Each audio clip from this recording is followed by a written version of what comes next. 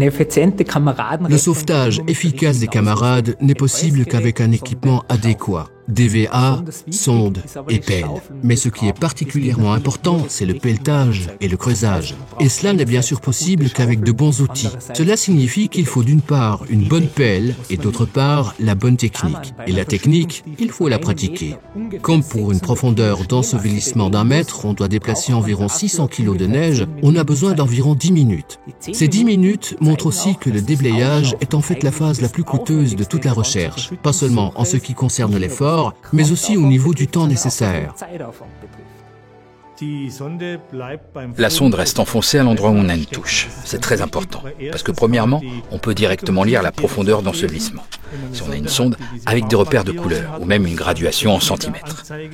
Deuxièmement, ce repère à la sonde est aussi très important pour ensuite, quand on se rapproche de la personne ensevelie, ne pas le blesser en pelletant sauvagement.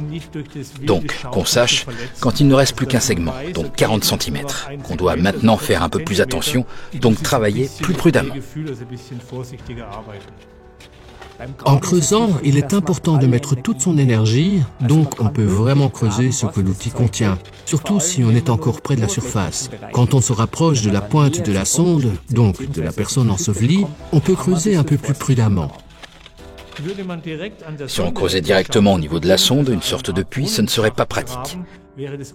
Car d'une part, on est directement au-dessus de la personne ensevelie et on pourrait, en se rapprochant, écraser sa cavité respiratoire. Deuxièmement, on ne sait pas sur quelle partie du corps on va tomber en premier. Il est nettement préférable de pelleter sur le côté, pour connaître la position de celui qui est enfoui, afin de pouvoir dégager sa tête, pour qu'il puisse à nouveau bénéficier d'oxygène le plus vite possible.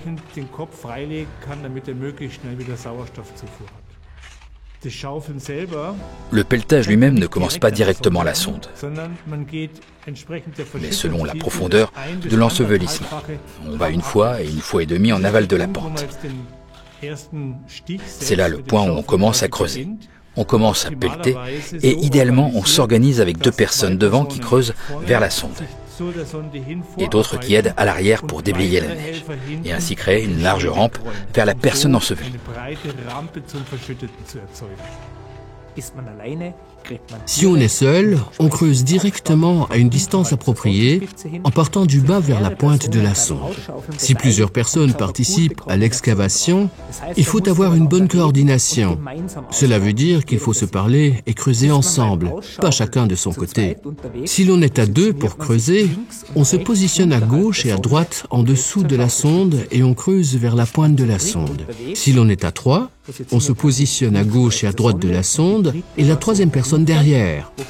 Pour cela, ça a du sens de mettre la pelle sur la fonction de déblaiement, parce que ça permet d'enlever la neige de la manière la plus efficace vers l'arrière. À 4, on place 2 personnes devant et 2 personnes derrière. Ainsi, le rendement du creusage peut rester élevé pendant plus longtemps. Il est également important pour des ensevelissements plus profonds d'alterner. C'est-à-dire qu'ici, les 2 personnes de devant ont la charge la plus importante. Elles se fatiguent plus vite. Et ainsi, on peut aussi changer pour maintenir une bonne performance de creusage. Lorsqu'on échange, les pelles restent en place, parce qu'on ne veut pas devoir changer de réglage des pelles. Donc les pelles en fonction déblaiement restent à l'arrière. Les pelles normales restent devant. Le but de l'excavation est bien sûr de dégager la personne ensevelie. Et là surtout, d'atteindre rapidement la tête. Cela signifie que dès qu'on a atteint le corps, il faut immédiatement creuser vers la tête pour acheminer l'oxygène vers le cerveau. La priorité absolue est de dégager les voies respiratoires pour que la respiration soit possible. Ce n'est qu'alors que les premiers soins sont prodigués.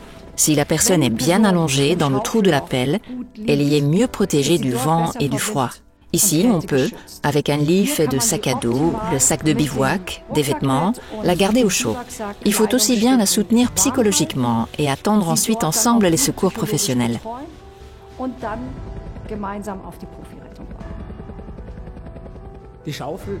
La pelle est l'un des éléments les plus importants de l'équipement en matière d'équipement de sécurité. Une bonne pelle a plusieurs caractéristiques. L'une d'elles est un manche télescopique pour avoir du levier et pouvoir déplacer efficacement une masse importante. L'autre est un godet suffisamment grand, rigide, avec un bon tranchant. Cela permet de pénétrer facilement dans la neige et déplacer une masse importante.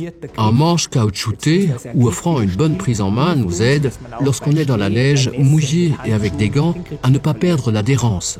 Un point essentiel est également la fonction de déblaiement, car avec certaines techniques, surtout quand on est derrière, celle-ci offre une amélioration de la performance de déblaiement. Lors de la recherche de personnes ensevelies, donc du sauvetage de camarades, l'excavation ou le déblayage a une importance capitale.